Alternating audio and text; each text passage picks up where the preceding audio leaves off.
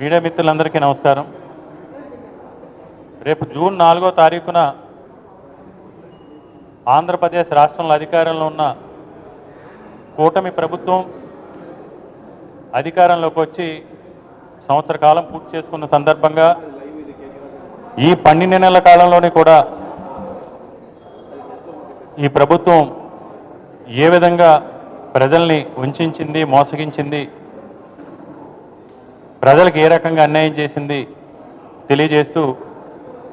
YSR Congress party ఆధ్వర్యంలో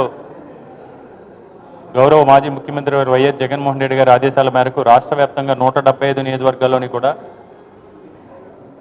ప్రజల తరపున ప్రజలతో కలిసి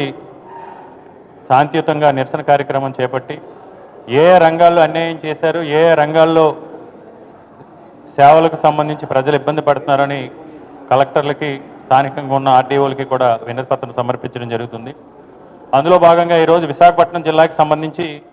6 నియోజకవర్గాలకు సంబంధించిన ముఖ్య నాయకులతోని, సమన్వయకర్తలతోని అందరితోని కూడా సమీక్ష సమావేశం నిర్వహించి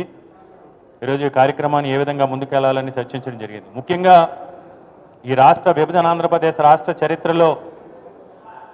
చరిత్రను చూసుకుంటే గతంలో 2014లో ఏ విధంగా అయితే బీజేపీ, జనసేన, తెలుగుదేశం పార్టీ కూటమి అధికారంలోకి రాకముందు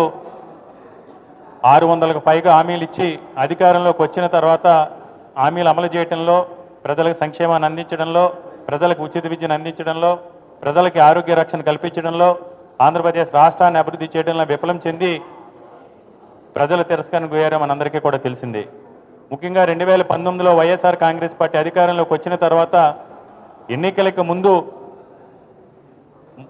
జగన్మోహన్ రెడ్డి గారు ఆనాటి ప్రతిపక్ష నేతగా ప్రజా సంకల్ప యాత్ర ద్వారా పాదయాత్ర చేసి ఆ పాదయాత్రలో ప్రజలందరితోనూ కూడా మమేకమై వారి సమస్యలు తెలుసుకుని ఎలాంటి కార్యక్రమాల ద్వారా ఈరోజు ఈ రాష్ట్రంలో పేదరికాన్ని నిర్మూలించగలుగుతాం, ఏ కార్యక్రమం చేపడితే చదువుకోవాలనుకునే తపన, తాపత్రమైన ప్రతి ఒక్కరికి కూడా ఉన్నత విద్యావంతులు చేయగలుగుతాం, ఏ కార్యక్రమం చేయగలిగితే ప్రతి ఒక్కరికి కూడా ఆరోగ్య భద్రత కల్పించగలుగుతాం, ఏ కార్యక్రమం ద్వారా మహిళా సాధికారిత సాధించగలుగుతాం అని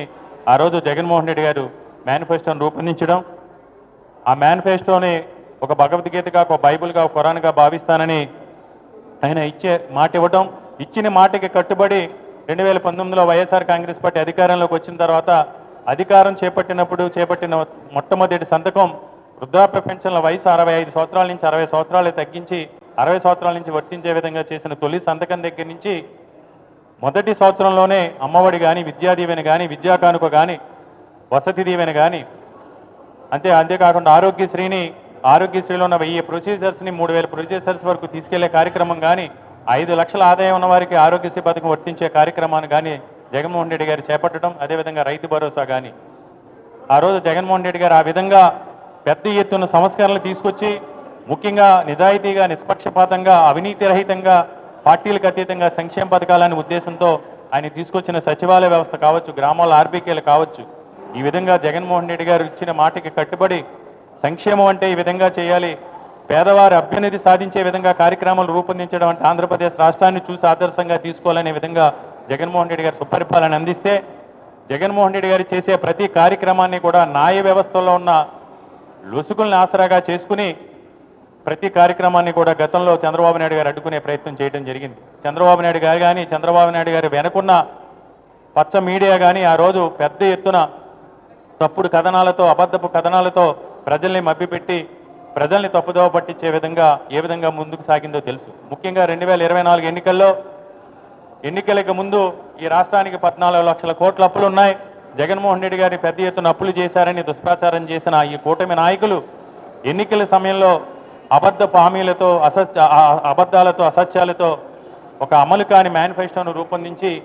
ప్రజల్ని నమ్మించి ప్రజల్ని మోసం చేసి అధికారంలోకి వచ్చిన తర్వాత ఈరోజు ఏడాది కాలం పూర్తయినా సరే ఆ రోజు ఏ విధంగా అయితే 1995లో ఎన్టీ రామారావు గారిని వెన్నుపోటు పొడిచి తెలుగుదేశం పార్టీని చంద్రబాబు నాయుడు గారి కైవసం చేసుకున్నారో ఈరోజు అదే విధంగా ఈ రాష్ట్ర ప్రజలను కూడా వెన్నుపోటు పొడిచిన చందంగా ఈరోజు వ్యవహరిస్తూ కనీసం పశ్చాత్తాపం లేకుండా అయ్యో ప్రజలకి ఈ హామీలు ఇచ్చాం, ప్రజలకి ఈ రకంగా మేలు చేస్తా ఉన్నాం, ప్రజలందరూ కూడా కష్టాల్లో ఉన్నారు, అమ్మఒడి రాక పేద విద్యకు దూరం అవుతున్నారు, ఆరోగ్యశ్రీ కార్యక్రమం సక్రమంగా అమలవక వైద్యానికి నోచుకోక అకాల మరణాలు చెందుతూ ఉన్నారు, నిరుద్యోగ యువతి యువకులకి నిరుద్యోగ భృతి ఇస్తా ఉన్నాం అని వీటన్నిటినీ కూడా ఈరోజు విస్మరించి పశ్చాత్తాపం కూడా లేకుండా ప్రతి అంశంలోని కూడా ఈరోజు వైఎస్ఆర్ కాంగ్రెస్ పార్టీని జగన్మోహన్ రెడ్డి గారిని కూడా నిందిస్తూ కేవలం అబద్ధాలతో అసత్యాలతో కాలయాపన చేస్తూ ఈ రాష్ట్ర భవిష్యత్తుని ఈ రాష్ట్ర ప్రజల భవిష్యత్తుని ప్రశ్నార్థకం చేసే విధంగా వ్యవహరిస్తున్న తీరుని ఎండగడుతూ గత ప్రభుత్వ హయాంలో మేము ఏమేలు చేశాం, ఈరోజు చంద్రబాబు నాయుడు గారు ఏ విధంగా ఏ పథకాలు ఇస్తా అన్నారు, సూపర్ 6 అన్నారు, సూపర్ 7 అన్నారు, వాటిని ఏ విధంగా ఈరోజు నిర్లక్ష్యం వహించారు అని ప్రజలందరినీ కూడా చైతన్యపరిచే విధంగా రేపు జూన్ 4వ తారీఖున విశాఖపట్నానికి సంబంధించి ఈ నిరసన కార్యక్రమం చేపడుతూ ఉన్నాం. ఈ సందర్భంగా అందరినీ కూడా ఎవరైతే ఈ ప్రభుత్వం వల్ల నష్టపోయారో, ఈ ప్రభుత్వ వాగ్దానాలను నమ్మి మోసపోయారో, ఎవరైతే ఈ ప్రభుత్వం ద్వారా నిర్లక్ష్యానికి గురయ్యి వెనకబాటుతనానికి గురవుతున్నారో వారందరినీ కూడా కలుపుకొని చైతన్యపరిచి, ముఖ్యంగా ఉత్తరాంధ్ర ప్రాంతానికి సంబంధించి ఈరోజు ఎన్నికలు జరిగి